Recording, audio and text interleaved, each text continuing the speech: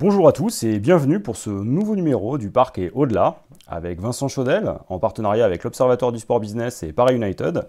Nous allons revenir sur l'actualité footballistique de la semaine et notamment celle du PSG.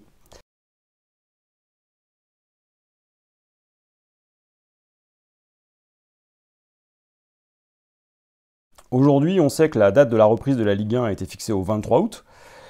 On sait aussi que les coupes vont avoir lieu avant, donc ce seront des matchs de reprise pour le PSG. Alors deux dates circulent selon le Parisien. La finale de la Coupe de la Ligue contre Lyon aurait lieu le 1er août et la finale de la Coupe de France aurait lieu le 8, donc une semaine plus tard, face à Saint-Etienne. Cette question des dates, elle est importante pour plusieurs raisons. La première, c'est que la question des dates aujourd'hui n'est pas réglée. On est en attente de la décision de l'UEFA, qui va se réunir le 17 juin et qui va fixer le calendrier de la Ligue des Champions.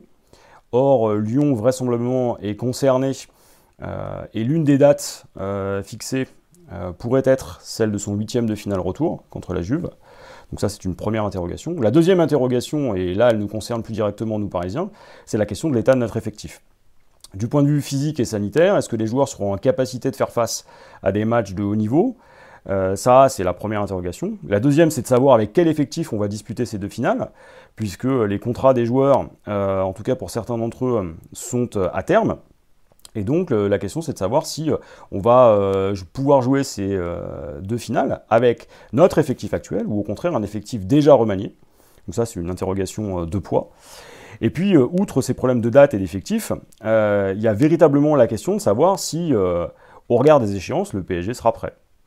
Il ne faut pas oublier que ça représente deux trophées, des trophées qui sont importants, qui ont une valeur symbolique et qui, pour Thomas Tuchel, sont des trophées à conquérir. Et puis, ce serait quand même le meilleur moyen de relancer notre saison, une saison particulière, qui nous a vu devenir champion de France, finalement, en dehors du terrain. Donc, en attendant que la reprise de la Ligue des Champions soit définitive et actée, on attend énormément de ces deux Coupes de France et de la Ligue. La reprise de la compétition par les finales pose plusieurs problèmes. Déjà, le niveau de forme du PSG, de Lyon, de Saint-Etienne va être très important, surtout pour PSG et pour Lyon, parce que ce sont nos clubs qui sont engagés encore en Coupe d'Europe et peuvent encore marquer des points à l'indice UEFA. Mais comme la position du Premier ministre fait qu'on ne peut pas jouer de match officiel et de match tout court pour l'instant jusque début août en France, il faudra certainement que ces équipes aillent se préparer en dehors de France. Donc ça veut dire un stage de préparation, mais ça peut se faire à peu près n'importe où.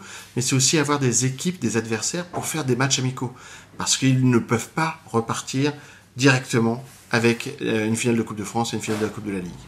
L'autre sujet, ça va être de savoir effectivement les dates des compétitions européennes, notamment si l'UEFA ne fait pas des quarts, demi avec des matchs aller-retour, mais un Final 8. Donc là, il faudra bien voir cela et il faudra être prêt parce que nos concurrents, eux, le seront. Ils auront déjà pris et donc ils seront compétitifs à ce niveau-là. Puis dernier point, effectivement, le point de l'effectif. Avec le mercato qui va s'enclencher, il va y avoir des mouvements. Est-ce qu'il y aura Icardi ou Cavani ou pas, ou ni l'un ni l'autre? Est-ce qu'il y aura encore Thiago Silva ou d'autres joueurs? Évidemment que ça va impacter sur la performance de l'équipe, ça va impacter aussi sur la cohésion et sur la capacité à tout de suite retrouver ses automatismes. Autant de sujets donc il va falloir suivre avec une grande attention.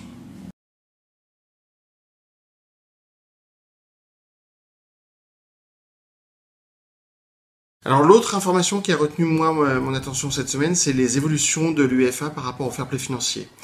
Évidemment, en période de crise, très difficile de rester intransigeant sur ces critères, un peu comme la Commission européenne va avoir du mal à tenir et à accepter d'ailleurs de lâcher le 3% de déficit.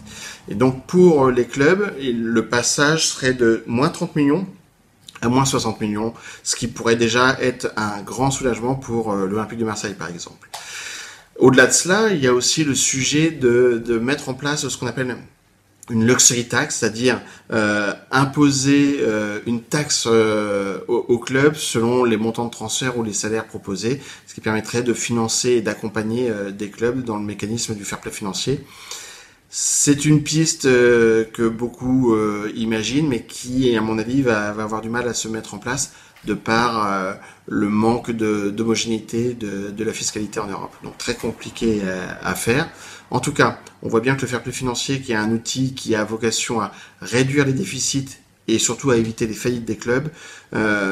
Il a été très important avant, il va être très difficile de le tenir de façon ferme pendant cette crise, mais il va très vite revenir parce que c'est effectivement un garde-fou. Par contre, il ne faut pas en faire l'unique outil, il va falloir accompagner d'autres mesures. Alors pour reprendre ce que disait justement Vincent, c'est vrai qu'à l'occasion de la crise du coronavirus, on a vu le rôle que jouait l'UEFA et ses propositions pour finalement faire face à la crise économique qui se profile. La question de la luxury tax, elle est intéressante, hein, tout comme celle finalement d'un plafond financier, en tout cas d'une plus forte régulation. Cette régulation, elle aurait plusieurs mérites.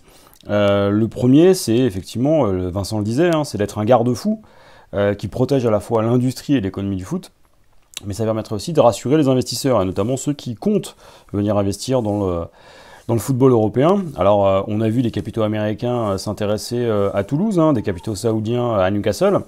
Il y a toujours la question de la vente de Marseille qui reste sur le devant de la scène. Autant de sujets finalement qui montrent aussi le rôle qu'a l'UEFA. Et ce qu'on peut souligner aussi, c'est que l'UEFA aujourd'hui a peut-être manqué une occasion historique, notamment vis-à-vis des gouvernements. Elle aurait pu avoir un discours à haut niveau, en tout cas au niveau des pays membres de l'UE, ce qu'elle n'a pas fait. Ce qui explique qu'on a eu des calendriers qui étaient propres à chaque État. Finalement, l'UEFA a connu et a rencontré les mêmes problèmes que l'Union européenne, l'incapacité à coordonner une reprise et une organisation du football à l'échelle finalement de l'ensemble de ses membres. Mais c'est là où finalement il y a peut-être quelque chose de positif à ressortir de cette crise, c'est que l'UEFA a pris conscience qu'il fallait réguler davantage, elle est en train d'y travailler, et ce qu'on voit, c'est que dans cette bataille finalement pour l'avenir du foot européen, peut-être que tous les problèmes et toutes les problématiques qu'on a rencontrées là seront l'occasion de se sortir plus fort. Alors évidemment, il y a la bataille avec la FIFA hein, et la volonté pour la FIFA de faire rentrer l'UEFA dans le rang, mais peut-être que l'après-Covid sera l'occasion pour justement la Fédération européenne de trouver d'autres solutions et de favoriser finalement les investissements extérieurs en limitant aussi les pertes et les déficits.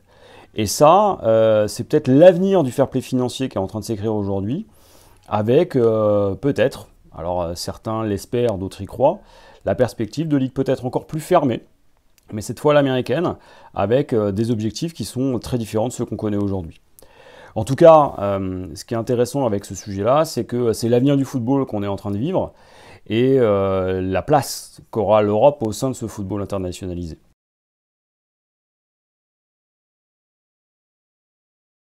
Sur ces mots, on va vous souhaiter à tous une bonne semaine. On va vous donner rendez-vous bientôt pour le prochain numéro du Parc et au-delà. Et surtout, dans l'intervalle, abonnez-vous, retweetez les liens et partagez-les. On compte sur vous et on vous dit avec Vincent, à bientôt avec Paris United et l'Observatoire du Sport Business.